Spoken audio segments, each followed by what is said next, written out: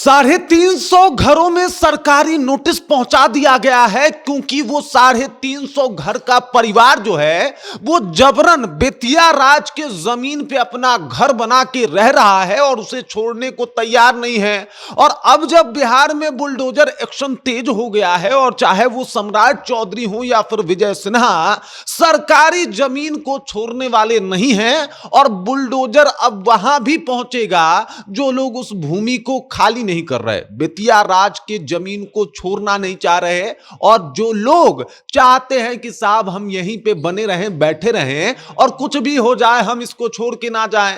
अब देखिए इसके ऊपर सम्राट चौधरी और विजय सिन्हा एक्शन ले रहे हैं तो एक्शन खतरनाक ही होने वाला है। उधर आपको बता दूं कि प्रखंड लेवल के अधिकारी जो है वो लगातार जा के उन तमाम लोगों को सूचित भी कर रहे हैं कि तुरंत खाली कर दीजिए। और इधर वो जमीन जो बेतिया घराने से, बेतिया राज से सीधे सरकार को स्थानांतरित कर दी गई, उस जमीन पे आप लोग नहीं रह सकते। पूरी कहानी क्या है, बेतिया राज का इतिहास कैसा रहा है और अभी की सिचुएशन में देखा जाए तो वो जमीनें किसकी है, सब कुछ आपको विस्तार पूर्वक बताएंगे, समझाएंगे।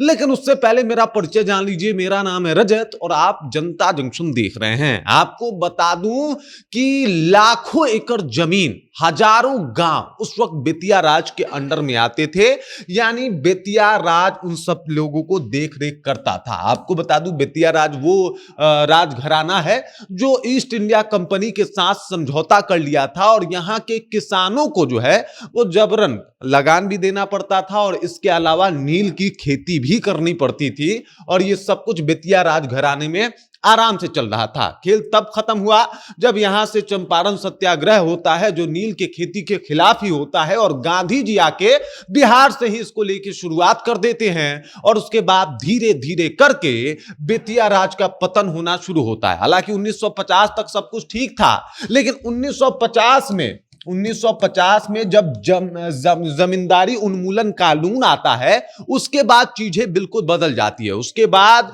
ये जो जमींदारी पावर है उसको सीज कर दिया जाता है। जो जमींदार की जमीन है ज्यादातर उसके ऊपर गवर्नमेंट अपना कब्जा कर लेती है और उसके ऊपर दावा पेश कर देती है और इसी तरीके से जमींदारी प्रथा जो है वो खत्म हो जाता है। बस बेतिया राज ही बचता है। और अब देखिए वो जमीन जो बेतिया राज घराने की थी और वहां से सरकार को हस्तांतरित कर दिया गया, सरकार के पास चली गई।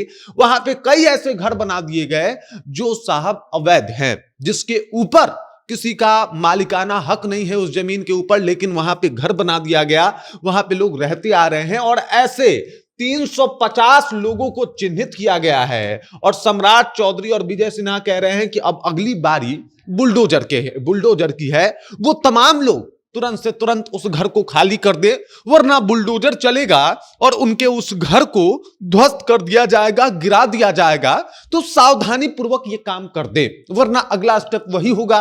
वैसे भी चाहे वो सम्राट चौधरी हो या फिर विजय सिन्हा, इन लोगों ने लगातार जिस तरीके का बिहार में एक्शन किया है उसके बाद बिहार के भू माफिया, बालू माफिया या फिर माफिया कांप रहे हैं। और अब वो लोग जो अवैध भूमि पे अधिग्रहण करके बैठे हैं साहब, उनकी तो शामत आने वाली है। खास करके जिस तरीके से पश्चिमी चंपारण में अभी विजय सिन्हा का बुलडोजर चलेगा सिर्फ इस वजह से क्योंकि वहां पे अवैध कब्जा है बेतिया राजघराने के जमीन पे और उन तमाम लोगों को अब खाली करना पड़ेगा वो जमीन, उन तमाम लोगों को वो जगह छोड़नी पड़ेगी। बाकी इस खबर, इस जानकारी को लेकर आप क्या सोचते हैं? आपके जहन में क्या कुछ चल रहा है?